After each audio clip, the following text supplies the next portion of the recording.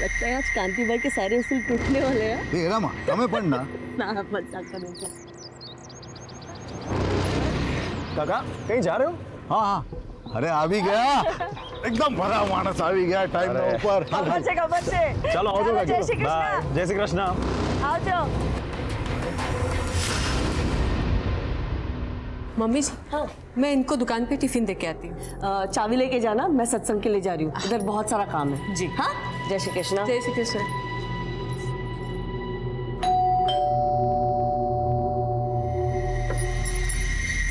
अरे हेतल, जय श्री कृष्ण मम्मी जी। कितनी देर लगा दी तूने? मम्मी जी मैं तो पहले ही आ गई थी, बस बाबूजी के जाने का इंतजार कर रही थी। सब छोड़, डॉक्टर ने क्या बोला? माँ जी डॉक्टर ने कुछ और टेस्ट कराने के लिए बोले हैं, थोड़े और पैसे लगेंगे। कितना जो है? करीब 5000। अले थैंक यू मम्मी जी। पागल।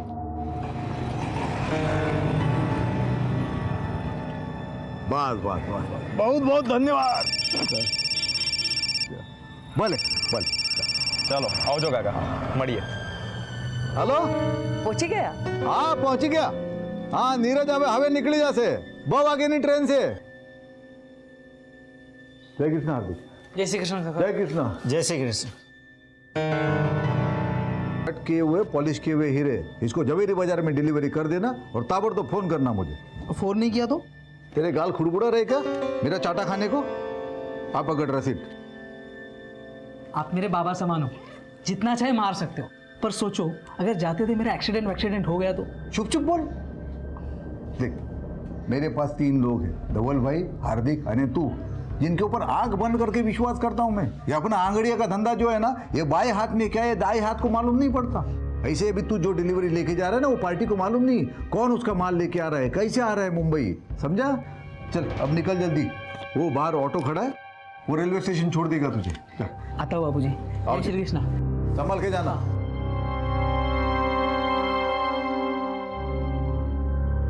काका सूरत स्टेशन लेके चलो। हाँ ठीक से। एक काम करो, ट्रेन के लिए बहुत टाइम है। हाँ आप नवागाम लेके चलो। अच्छा ठीक से। हाँ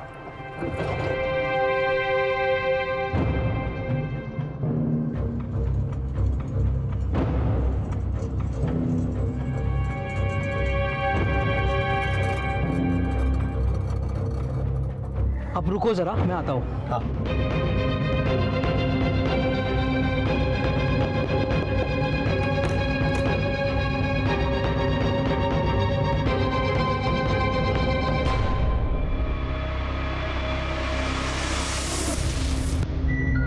भैया सूरत स्टेशन है।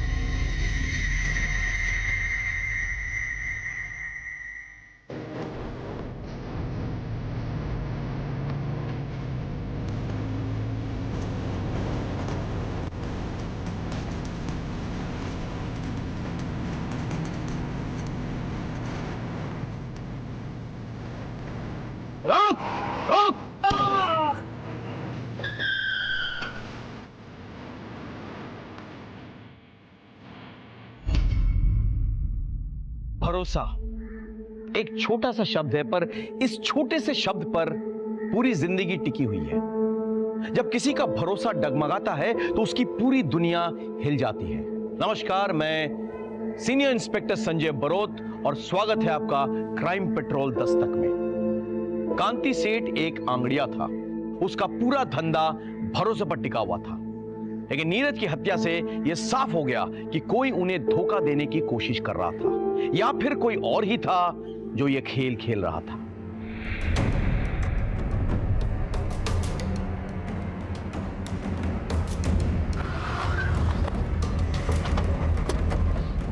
सर 2 गोली मारी गई है, ऑटो वाला फरार है। हमने आसपास पूछताछ की है लेकिन ना कोई आई विटनेस ना सीसीटीवी। और सर ये बरोत बोल रहा हूं। देखिए मैं नीरज का सेठ बोल रहा हूँ। वो मेरे पास आंगड़िया में काम करता है, वो डिलीवरी के लिए लेके निकला है मुंबई के लिए। अभी किधर है वो? I'm sorry, उसका खून हो चुका है। खून? नीरज किसके साथ निकला था? वो अकेले अकेले निकला था साहब, रिक्शा लेके। ठीक है, आप एक काम कीजिए, आप भगवती नगर पुलिस स्टेशन आ जाइए फौरन। શું થયું?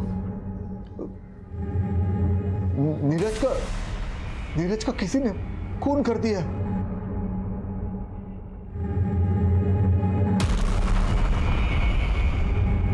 अजय सर आगे सीसीटीवी चेक करो हाँ?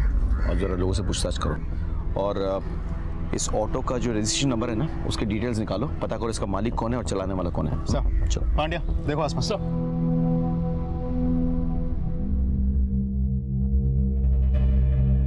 खोलो।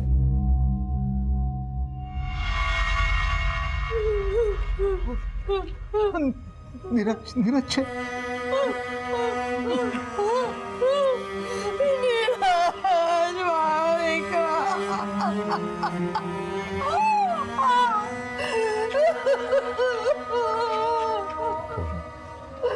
ऐसी बात करनी चाहिए। नीरज कहाँ जा रहा था? सर वो हीरे की डिलीवरी देने जा रहा था।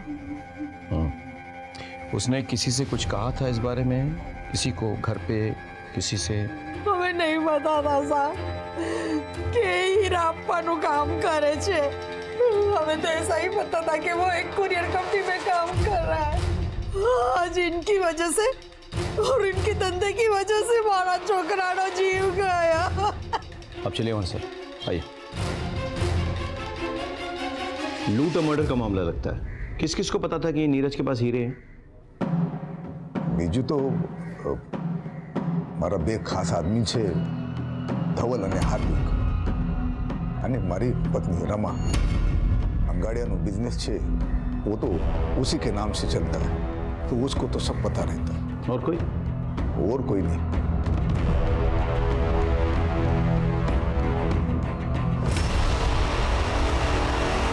नहीं सर, हमने किसी को नहीं बताया। हमें શું કામ કોઈને बताविए? नहीं सर, कोई नहीं પણ નહીં। हाँ साहब, इन लोगों ने कुछ नहीं किया है। अब इतना भरोसा कैसे कर सकते हैं? अब ये हमारा धंधा जो है वो भरोसे और ईमानदारी पे ही चलता है। ये धवल भाई हार्दिक हमारे पास बहुत सालों से काम कर रहे हैं, तो इनके ऊपर तो आंख बंद करके विश्वास करते हैं। आंख बंद करके चलने से ठोकर लग सकती है, याद रखिए। अब तो आंगड़िया बिजनेस की मालकिन है, आपको तो सब पता होगा। खबर तो बधी छे साहब, पर मालकिन कहीं नहीं। ये धंधा तो मेरे बापूजी का था। कागज में नाम जरूर है, पर कितना वर्षों थी तो मेरे पति संभाल रहे ये धंधा। मैं किसी से क्या बात करूंगी? इस सिलसिले में तो मेरी किसी से मुलाकात भी नहीं होती। वो सब ठीक है, लेकिन जो कोई भी है उसने फील्डिंग बहुत अच्छी की है। आपके खिलाड़ी के बारे में उसको पूरी जानकारी थी। हम अभी निकलते हैं, लेकिन आगे आपकी मदद की जरूरत पड़ेगी। क्या फटाफट ले आओ सब। सर जहाँ नीरज का मर्डर हुआ था वहाँ आसपास हर जगह हमने चेक किया, लेकिन कोई सीसीटीवी लगा हुआ नहीं। अजय, बहुत प्लानिंग के साथ ये लूट और मर्डर किया गया है। किसी को अच्छी तरह से पता था कि नीरज के पास वो हीरे हैं। उसका ऑटो जब किसी सुनसान जगह पे पहुंचा तो उसे गोली मारकर वो हीरे निकाल लिए। सर ऐसा भी तो हो सकता है इन सब में वो ऑटो वाला भी शामिल हो। करेक्ट, ढूंढो उसको, उसका मिलना बहुत ज़रूरी है। सब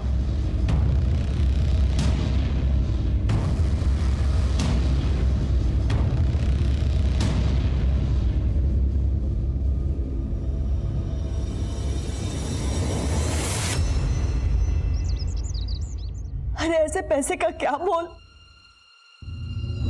जो किसी की जान नहीं बचा सकता। हमें बस इसके बाद आप अंगड़िया का धंधा नहीं करेंगे। रमा शू बात करो छो?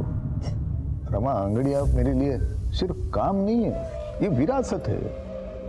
और याद है ना, तुम्हारे पिताजी ने मरते वक्त मेरे से कसम ली थी कि उनके धंधे को मैं ईमानदारी से बढ़ाऊंगा। वो बढ़ाया मैंने। अरे पर कोड़ा बातें जाननी जोखिम कर सकता मैं। आपका एक भी बेटा इस काम को आगे नहीं बढ़ाने वाला। बेटे नहीं आने वाले तो अब हमारी शू गलती है? मैंने कोशिश की थी बड़े बेटे को धंधे में लाने की। क्या किया उसने? गपला किया, नाम खराब किया मेरा। आस्तीन का सांप निकला वो। पर હું મારા નાના દીકરાને આ ધંધામાં नहीं लाવીશ। ये धंधा मेरे नाम पे है ना, तो धीरे धीरे ये धंधा मैं धवल और हार्दिक को सौंप दूंगी। पर इस धंधे की मनुष्यत मैं इस घर में नहीं आने दूंगी। मेरे को मेरा पैसा चाहिए। मारा हीरो नु शू? अरे मेरे 25 लाख का क्या होगा? शर्म नहीं आती पन्नालाल से पैसा मांगते हो? तुम्हारे हीरो के चक्कर में मेरा आदमी मारा गया। मेरे को मेरा पैसा चाहिए किसी भी तरह से, नहीं तो उसके बाद में जो होगा मेरी कोई जवाबदारी नहीं होगी।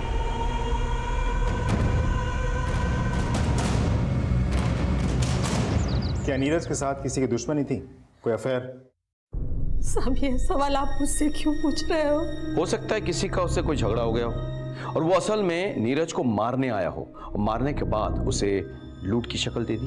मेरे बच्चे के पास तो ये घर को संभालने और अपने छोटे भाई बहन को संभालने के बाद समय ही कहाँ बचता था।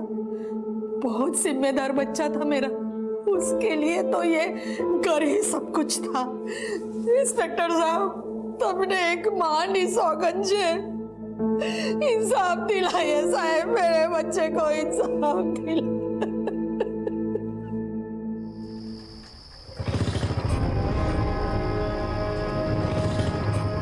कौन है तुम लोग? ये क्या कर रहे हो?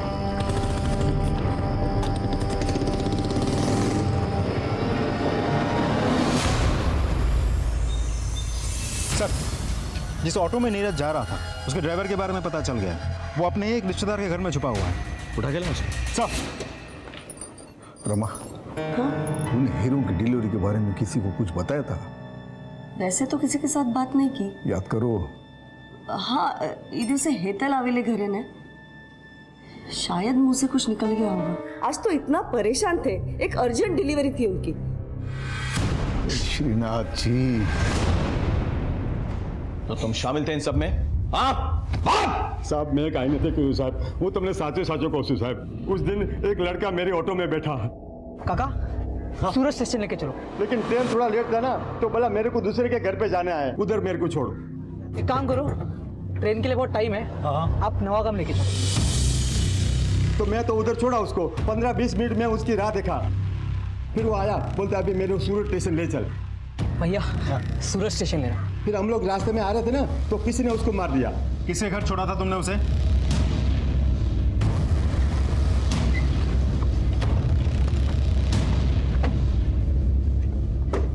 आप नीरज को जानती हैं? हाँ जी सर, बचपन से जानते हैं एक दूसरे को हम। वो कल आपसे मिलने आया था। आया था सर। उसकी बदकिस्मती थी कि मुझसे मिलकर जाने के बाद किसी ने उसकी जान ले ली। काश कि वो यहाँ ना आया होता, सीधा स्टेशन चला जाता तो बच जाता सर। वो क्यों मिलने आया था कल आपसे? सर वो मुंबई जा रहा था, मेरा मायका भी मुंबई में ही है, तो बस पूछने आया था कि घर वालों के लिए कुछ सामान लेकर जाना है या वहां से कुछ लाना है। कांति सेठ को जानती हैं आप? वो मेरे ससुर जी है, मैं उनकी बड़ी बहू हूँ।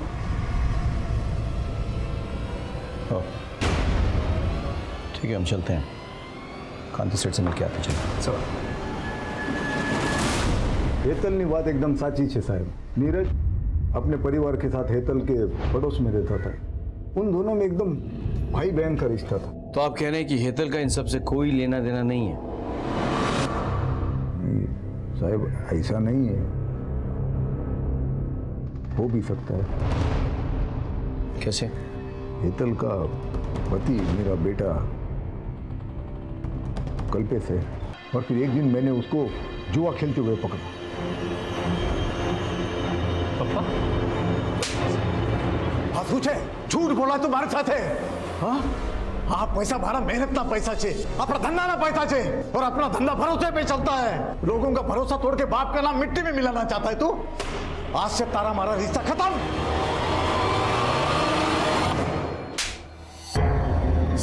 सर मैंने नहीं खबर सर।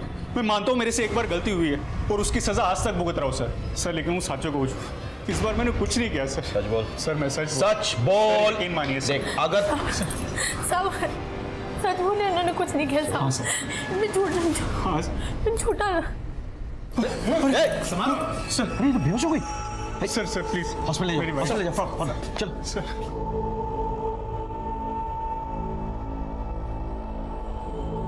इनका कोई रिश्तेदार है यहाँ पे? नहीं, फिलहाल तो अभी कोई नहीं है। वैसे हुआ क्या डॉक्टर साहब? ये माँ बनने वाली है। ठीक है, आप एक नंबर नोट कर लीजिए, 444। क्या हेतल मां बनने वाली है? भाई कपाल ने मेरी सुन ली। वकील साहब, कल्पेश की जल्द से जल्द जमानत करवा दो। पैसे की चिंता मत करो, जितने लगेंगे मैं सब दूंगी। माँ, वो कल्पेश भाई बाहर खड़े हैं। थैंक यू सो मच माँ, thank you so much. Thank you मने नहीं, अपने बीवी को बोल, माँ बनने वाली है वो। अगर अपनी जिम्मेदारी का जरा भी ख्याल है ना तुझे, तो जाके पहले उसका ख्याल रखना। ठीक है माँ।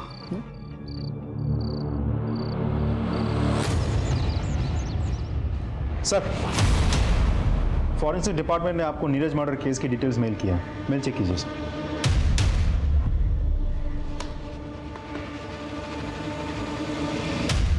इस रिपोर्ट के मुताबिक नीरज को 2 अलग अलग गन से शूट किया गया था।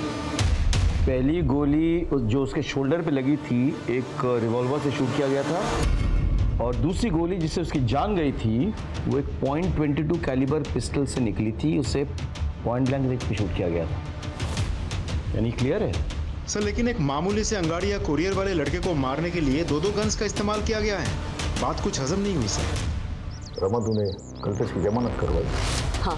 क्यों? तुमको पता है ना वो कैसा है? खुद जो भी है, जैसा भी है, हमारा छोकरो छे। और आपने पुलिस के आगे उसका नाम लिया ही कैसे? बहुत सही किया, लेकिन तुमने उसकी जमानत करके बहुत गलत किया। गलती मैंने नहीं, तुमने की है। छोटी सी गलती के लिए मारा डिकरा ने घर से बाहर निकाल दिया। वो जुआ खेलने के लिए मेरे बिजनेस का पैसा चुराया उसने, छोटी सी गलती। बिजनेस तमारो नहीं, मारो छे। और अगर बच्चे गलती करते हैं ना, तो माँ बाप उसे सुधारते हैं। रमा, कल्पेश बच्चा नहीं है। तो मैं क्या करती? उसको लॉकअप में रखती, उसके बीवी को अकेला छोड़ती।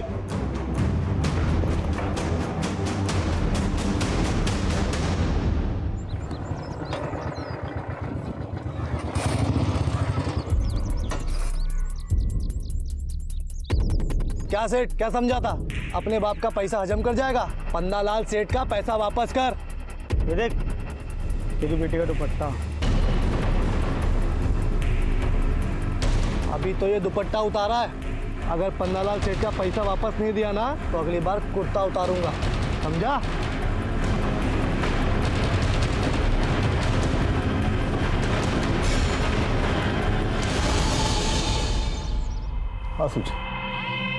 हाँ सुचे, अंदर चल।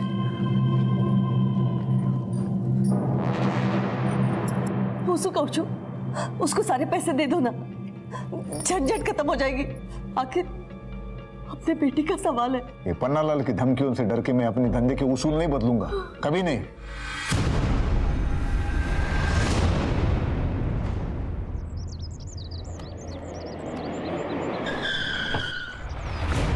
क्या कर रहे हो? छोड़ो छोड़ो छोड़ो छोड़ो छोड़ो मुझे। नया, तुम जरा पता करो कि हाल फिलहाल एक रिवॉल्वर और एक .22 कैलिबर पिस्टल किसने खरीदी। हो जाएगा साहब, चलता हूं। आपको क्या लगता है सर? मेरे थ्योरी के हिसाब से एक वो नौसिखिया जिसने उसके कंधे पे गोली चलाई, और दूसरा प्रोफेशनल जिसने पॉइंट ब्लैंक रेंज में उसकी छाती पे गोली लगाई। लेकिन क्यों? तुम्हें क्राइम सीन याद है सर? नीरज की बॉडी, उसकी शर्ट के बटन्स किस तरह से खुले हुए थे? ऐसे कमीज के अंदर ही आंगड़ियां अपने कीमती सामान छुपाते हैं। यानी किसी को पता चल गया। लेकिन साथ ही साथ तुमको याद होगा उसका वॉलेट निकला हुआ था, किस तरह से उल्टा पड़ा हुआ था, यानी कि किसी ने उसके पॉकेट्स और वॉलेट भी टटोले थे। मतलब पहले कोई नौसिखिया और फिर प्रोफेशनल आदमी। करेक्ट। लेकिन सोचने की बात यह है कि ऐसी सीक्रेट बात एक नौसिखिया और एक प्रोफेशनल दोनों को पता चल गया। कैसे?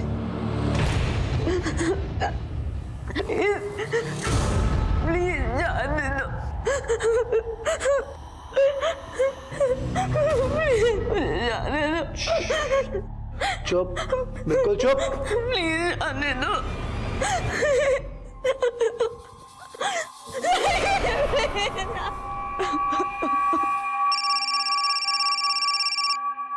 सुगांधी सेठ, तेरे को क्या लगा मैं सिर्फ भौंकने वाला कुत्ता हूँ? अरे पन्नालाल सेठ नाम है मेरा, मैं भौंकता भी हूँ और काटता भी हूँ। अगर तूने मेरे पैसे नहीं दिए ना, तो ये सिर्फ ट्रेलर था, मैं तुझे पूरा पिक्चर बना के दूंगा, समझा क्या? हेलो हेलो शुद्ध पन्नालाल सेठ की इतनी हिम्मत, मैं भी पुलिस को फोन करता हूँ। सामने हमारी बात, बस करो, उसे पैसे चाहिए ना, आप ही दो इन्हें पैसा। लेकिन रमा, मेरे नाम पे जो जमीन है ना, उसे बेच दो, उसको मुंह पे फेंक के आओ पैसे। मेरे लिए मेरी बेटी से बढ़कर और कुछ नहीं है।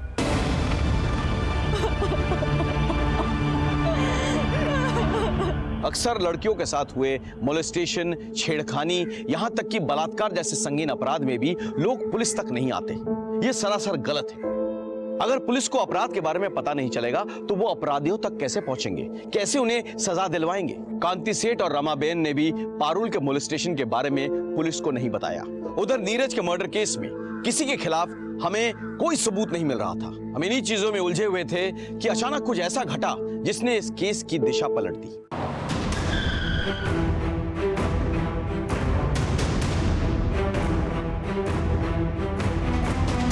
सर, लाश को सबसे पहले नौकर हार्दिक और पंचुल ने देखा, फिर बहू जिग्ना और विपुल। मैंने ही आप लोगों को फ़ोन किया।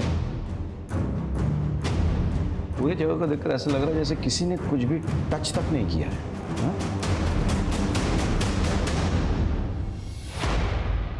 मौत तो गला दबाने से हुई है। और घर पे कोई फोर्स एंट्री भी नहीं हुई सर। यानी कि जो भी आया था वो पहचान वाला था, तभी दरवाजा खोला गया था। घर में कुछ मिसिंग है? जी सर, 15 लाख रुपए। 15 लाख कैश? घर में क्या कर रहा था? जी वो बाबूजी ने किसी को डिलीवरी देने के लिए रखवाए थे। एक काम करो जी सर, आस पड़ोस से पता करो, किसी ने किसी को यहाँ आते हुए देखा था या नहीं? सर, आपने कुछ सुना? जी नहीं, दोपहर में तो यहाँ पे सन्नाटा छाया रहता है। कई लोग सत्संग में चले जाते हैं और बाकी बच्चे लोग सोए रहते हैं। आपने लड़ाई झगड़ा या कोई चीखने की आवाज़ सुनी? नहीं साहब, हमने कोई आवाज़ नहीं सुनी। ठीक सर, हम दोपहर को यहाँ आए थे रमाबेन के साथ सत्संग में जाने के लिए, लेकिन दरवाज़ा लॉक था तो हमें लगा कि वो सत्संग में होगी, इसलिए हमें जता रहा। पारुल कहाँ है? बाबूजी और पारुल अहमदाबाद गए हैं। एक बात बताइए, ये हार्दिक और पंचुल पे आपको कोई संदेह है? मतलब ये दोनों भी तो मर्डर कर सकते हैं ना? नहीं साहब, आ बनने तो भरोसा ना मानसो छे। भरोसे वाला हाथ ही सबसे पहले पीठ में छुरा भोगता है। अजय, इन दोनों को थाने ले आओ और पोस्टमार्टम के बाद बॉडी सौंप दो फैमिली को। साहब, कांदी सेठ कल देर रात तक ऑफिस में ही थे। ये राहु काल शुरू होता ना इतला माटे, और फिर आज मुंबई में 15 लाख रुपए भिजवाने थे, तो पैसा लेकर सेठ घर पे चले गए क्योंकि दुकान में नहीं रख सकते ना, और हम भी साथ में थे साहब। रमा, 15 लाख से तो कबाड़ में रख देना, और तुम लोग कल दोपहर के बाद आ जाना।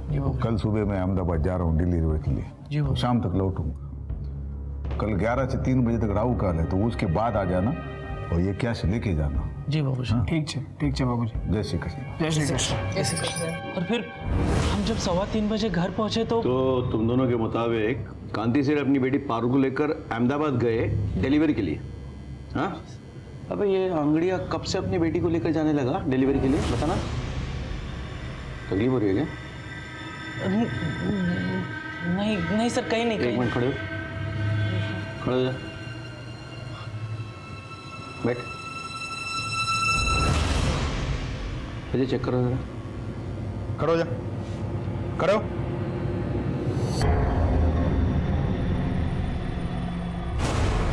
क्या है ये?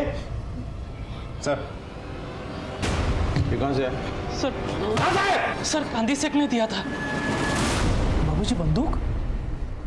खबर से मने, अपने धंधे में आज तक हमने गन वन कभी रखा नहीं था, लेकिन तुमने देखा ना नीरज के साथ क्या हो गया।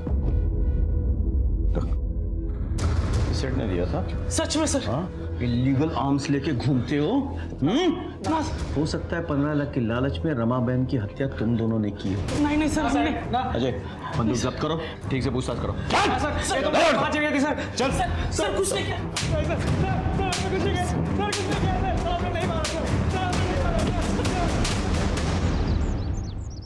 सर डोंट वरी, मैं करवा दूंगा। ओके सर, दोनों को रात भर बहुत तोड़ा, लेकिन दोनों के दोनों एक ही रट लगाए बैठे हैं। हमने रमा बहन को नहीं मारा। सर कांति सेठ अपने घर पहुंच गया। अजय काम करो, हार्दिक के पिस्तौल को फॉरेंसिक के पास भेजो, चेक करवाओ कि कहीं ये वही पिस्तौल तो नहीं जिससे नीरज को गोली मारी गई थी। Can you do that? Sir okay sure.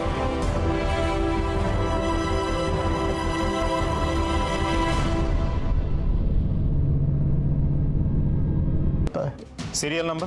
1 minute sir. हाँ ये रहा, B325 थी G927। ये पैसे आपने दिए थे डिलीवरी के लिए? हाँ सर, हमने दिए। इसी सीरियल नंबर के नोट्स थे? Yes sir.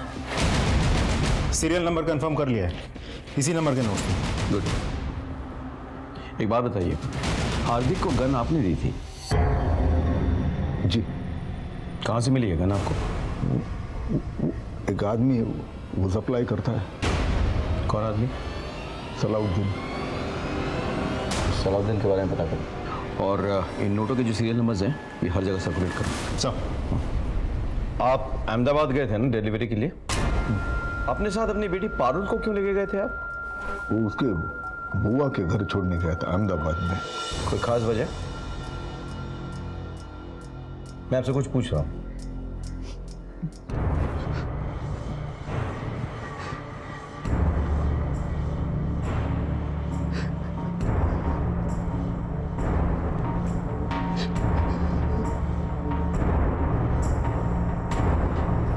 नहीं साहब नहीं साहब। बस इधर निकाल। वो कांति सेठ मेरा पैसा नहीं दे रहा था साहब, तो वो तो डरावा माटे थोड़ा।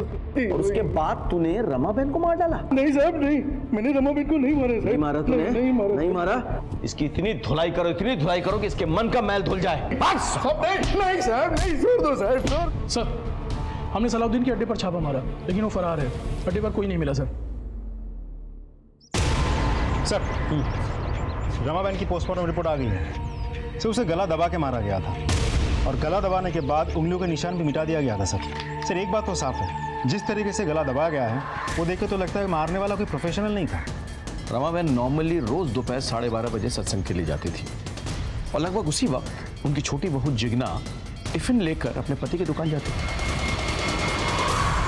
जी सर, मैं उस दिन भी करीब 12:30 बजे निकली थी, लेकिन मम्मी जी किसी का इंतजार कर रही थी, शायद पंशुल और हार्दिक का। तो आप पहले से जानती थी कि कोई पैसा लेने आने वाला है? नहीं सर, मने नहीं खबर। मुझे तो अभी पता चला जब ये सारी बातें सुनी। मम्मी जी ने भी मुझे कुछ नहीं बताया था। मैं माँ के बगैर क्या करूंगा? हर कदम पर माँ ने मेरा साथ दिया था। माँ ने मेरे लिए नया टिफिन खरीद के उसमें मेरी पसंद के छोले बना कर दिए थे। किसने सोचा था कि वो आखिरी बात। सर कुछ समझ में नहीं आ रहा है कि दोनों केसेस एक दूसरे से जुड़े हुए भी हो सकते हैं, अलग अलग भी। अलग अलग हो सकते हैं, लेकिन मोटिव एक ही है, पैसा। पहले वाले केस में भी एक किलर नॉन प्रोफेशनल था, और दूसरे में भी। तुमने घर वालों को ट्रैक किया है ना? ट्रैक किया सर, लेकिन कुछ सस्पिशियस नहीं मिला, सब कुछ नॉर्मल है।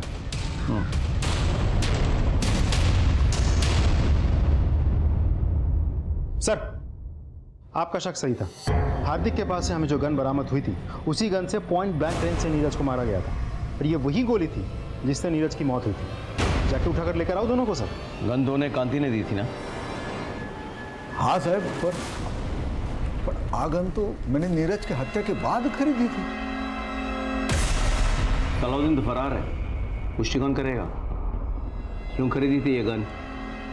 सर वो नीरज की हत्या के बाद वो मन में डर बैठ गया था, इसलिए। ठीक है, अभी आप जा सकते हैं, लेकिन हम आप पे नजर रखेंगे। भागने की कोशिश मत कीजिएगा। जी सर।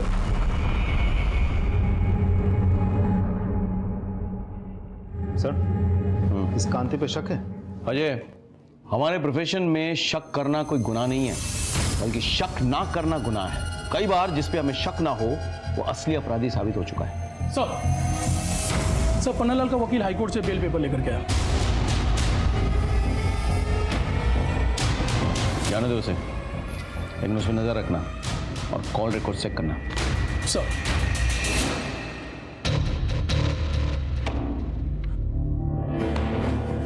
क्या भाई कल्पेश, आज तो बहुत पैसे आ गए तेरे पास। नहीं सर। लेके चलो इसको।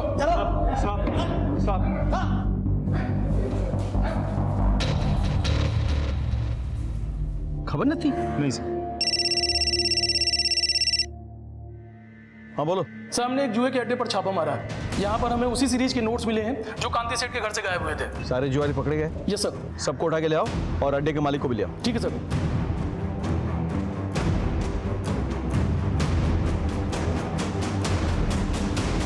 कल्पेश।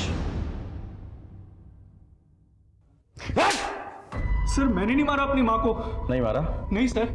ये पैसे कहाँ से मिले? पैसे ये सीरियल नंबर चेक किए जा चुके हैं। बोल। सर ये तो वो पैसे हैं जो माँ ने हितल को दिए थे सर, और हितल ने मुझे दिए। अच्छा? हाँ सर, सच कह रहा हूँ। चलो बुलाओ, लेके आओ उसको।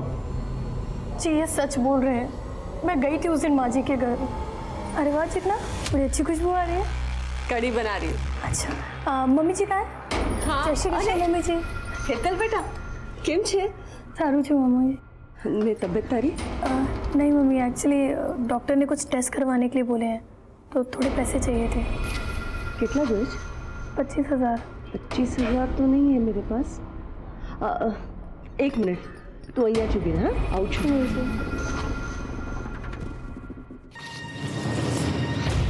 25,000। Thank you mummy ji.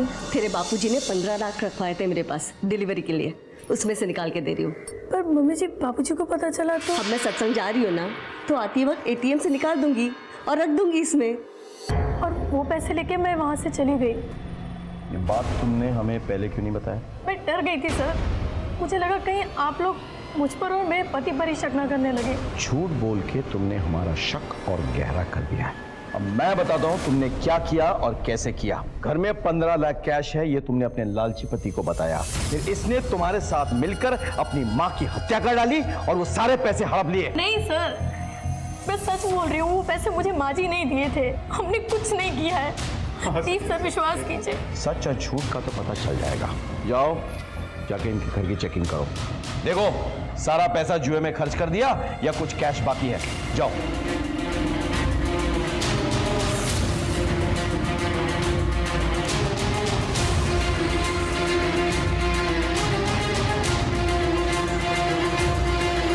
Sir यहाँ तो पैसे नहीं मिले सर। ठीक है तो वापस आ जाओ।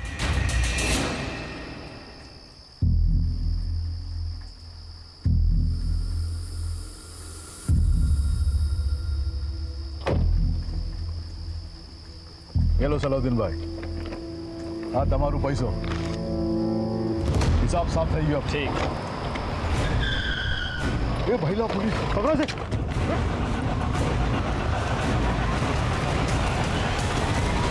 इनके सीरियल नंबर्स मैच करो कांति सेठ के घर से लूटे हुए पैसे के साथ। नहीं सर, ये अलग नंबर के नोट्स हैं। आयशो? Yes sir. डालो दोनों के अंदर, ले जाओ। ठीक है ठीक है ठीक है ठीक है। साहब मैंने सलाउद्दीन से 25 लाख रुपए लिए थे साहब, और अगले हफ्ते नोटबंदी हो गई साहब, तो मेरा सारा पैसा डूब गया। और ऊपर से सलाउद्दीन ये मेरे को रोज धमकी देता था, पैसा वापस दे पैसा वापस दे। साहब मैं पैसा कहाँ से लाता साहब? साहब मैं पहले ही समझ गया था, ये सीधे सीधे मेरा पैसा तो देंगे नहीं। तो सर हम दोनों ने मिलकर एक प्लान बनाया।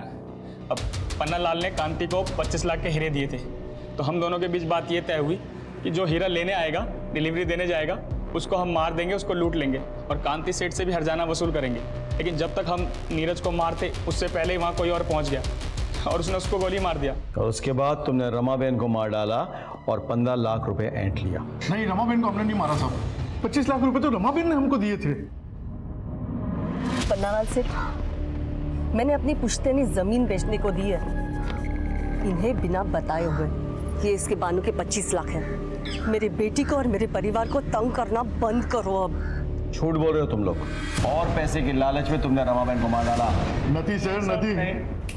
चलो, नीरज की खून की गुत्थी तो सुलझ चुकी थी, लेकिन रमाबेन के मर्डर की गुत्थी को हम जितना सुलझाने की कोशिश करते वो उतनी उलझती जा रही थी। हम एक डेड एंड पर पहुंच चुके थे, पर इतना तो पक्का था कि इन सब में कोई और भी शामिल था जिसने नीरज पर भी पहली गोली चलाई थी। मुझे यकीन था कि उसी ने रमाबेन की भी हत्या की। साहब आजा, बड़ी देर कर दी आने में। अब साहब अच्छे काम में वक्त तो लगता ही है ना। कुछ पता चला?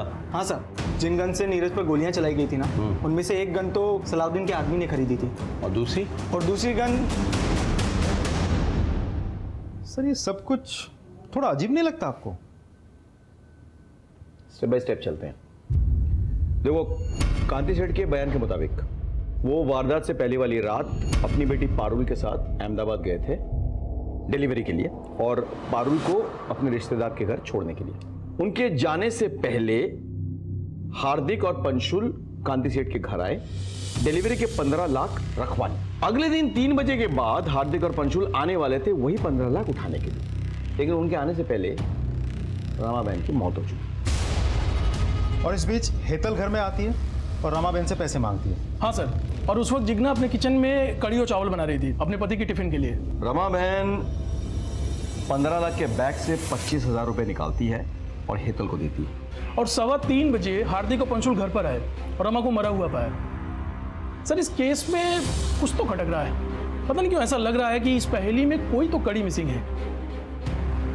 कड़ी नहीं, कड़ी मिसिंग है। दोनों बयान पढ़ो। माँ ने मेरे लिए नया टिफिन खरीद के उसमें मेरी पसंद के छोले बना कर दिए थे। मैं गई थी उस दिन माँ जी के घर। अरे वाह चिकना, बड़ी अच्छी खुशबू आ रही है। कड़ी बना रही हूँ।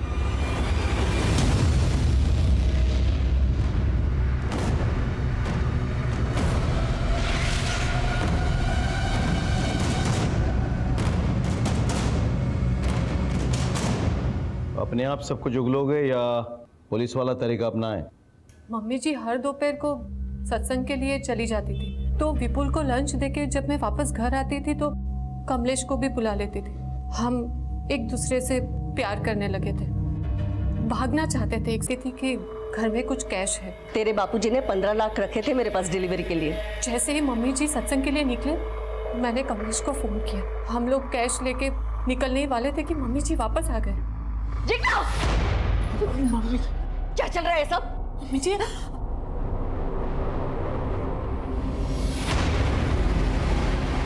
तुम दोनों ने पैसे चोरी किए? इसका मतलब उस दिन तूने मेरी सारी बातें सुन ली थी ना? नीरज डिलीवरी लेने जवानों से। मम्मी जी, तुम दोनों ने मिलकर नीरज को मार डाला। तुम दोनों ने हीरे चोरी ली। अभी पुलिस को फोन कर दियो। मम्मी जी, ऐसा कुछ नहीं। बस, सब देख लिया मैंने। ना बड़ा धोखा, छोड़ूंगी नहीं तुम दोनों को। बोले बेन, जय श्री कृष्ण रमा बेन, क्या सत्संग में नहीं चलना है? बेन, उसे माफ कर दीजिए, उसने कुछ नहीं किया बेन। अरे इसी ने सब कुछ किया है। बच्चा लाने तुम्हारी लड़की।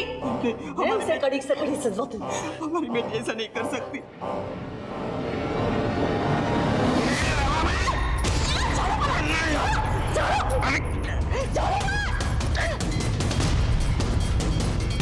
जिग्ना, तुम अभी घर पे मत आना। तुम बाहर से टिफिन लेके विपुल के पास चली जाओ ताकि तुम पर किसी को शक ना हो। बेटी के करतूतों पर पर्दा डालने के लिए आप लोगों ने एक मासूम औरत को मार डाला। जिग्ना के माता पिता को रमाबेन के हत्या के आरोप में गिरफ्तार किया गया और उन्हें सजा भी मिली। कांति सेठ की जिंदगी और बिजनेस में बस एक ही उसूल था, भरोसा। लेकिन दोनों ही जगह उन्हें सिर्फ धोखा ही मिला। पन्नालाल ने सलाउद्दीन के साथ मिलकर नीरज की हत्या की और कांति सेठ को बिजनेस में धोखा दिया। वहीं जिग्ना की वजह से रमाबेन की जान चली गई। लेकिन सवाल यह उठता है कि क्या कांति सेठ और रमाबेन को इस बात की जरा भी दस्तक नहीं मिली? मैं सीनियर इंस्पेक्टर संजय बरोत आपसे विदा लेता हूं। फिर मिलेंगे एक नए केस के साथ। तब तक सतर्क रहिए और देखते रहिए क्राइम पेट्रोल दस्तक। मकसद बताना नहीं बल्कि बचाना है।